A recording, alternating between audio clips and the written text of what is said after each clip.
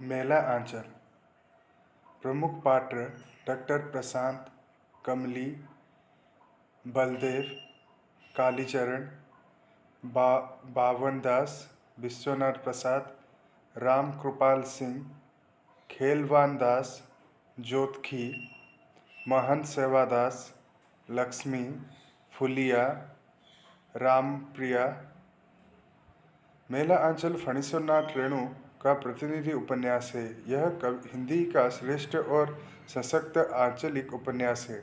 नेपाल की सीमा से सेठ उत्तर पूर्व बिहार के एक पिछड़े ग्रामीण अंचल को पृष्ठभूमि बनाकर रेणु ने इसमें वहाँ के जीवन का, जिससे वह स्वयं ही घनिष्ठ रूप से जुड़े हुए थे, अत्यंत जीवंत और मुखर चित्रण किया है। सन 1954 में प्रकाशित इस उपन्यास की कथावस्तु बिहार राज्य के पूर्णिया जिले के मैरीगंज की ग्रामीण जिंदगी से संबंध है। यह स्वतंत्र होते और उसके तुरंत बाद के भारत के राजनीतिक, आर्थिक और सामाजिक परिदृश्य का ग्रामीण संस्करण है। रेणु के अनुसार इसमें फूल भी है और सूल भी है, धूल भी है, गुलाब भी है और कीचड़ भी है। मैं किसी से दामन बचाकर नहीं पाया मैं किसी से दामन बचाकर निकल नहीं पाया। इसमें गरीबी, रोग, भूखमरी, जहालत, धर्म की आड़ में हो रहे व्यभिचार, शोषण, बाह्याडंबरों, अंधविश्वासों आदि का चित्रण है। शिल्प की दृष्टि से इसमें फिल्म की तरह घटनाएं एक के बाद एक घटकर विलीन हो जाती है और दूसरी प्रारंभ हो जाती है।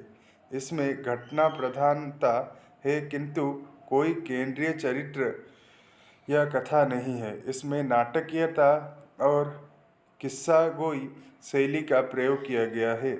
इसे हिंदी में आंचलिक उपन्यासों के प्रवर्तक का श्रेय भी प्राप्त है।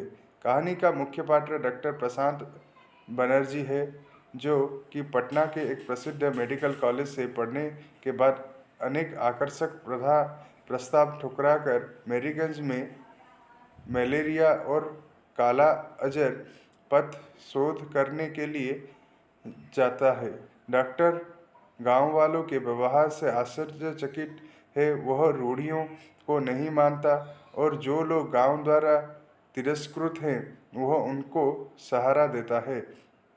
उसकी सच का साथ देने की और लोगों को सही राह बताने की यह आदत बाद में उसके लिए मुश्किल खड़ी कर देती है। कहानी की नायिका है कमली।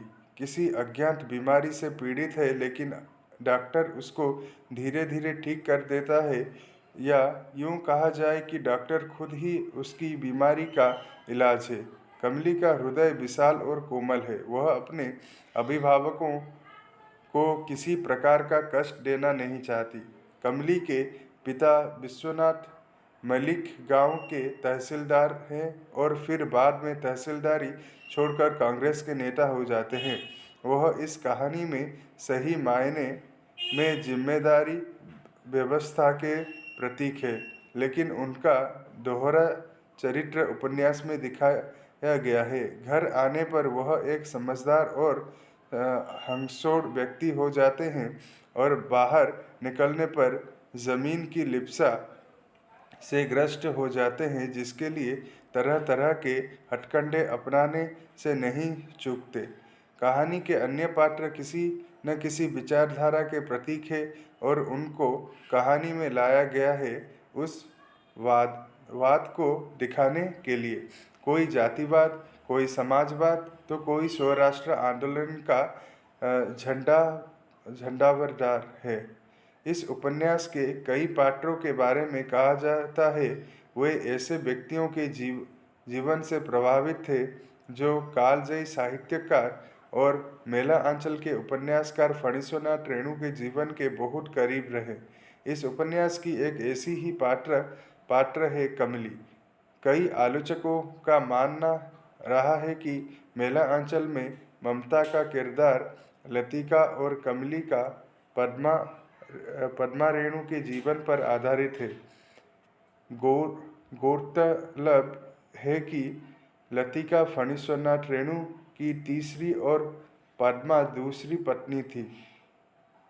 साथ ही पद्मा शब्द पद्म से निकला है, जिसका अर्थ होता है कमल।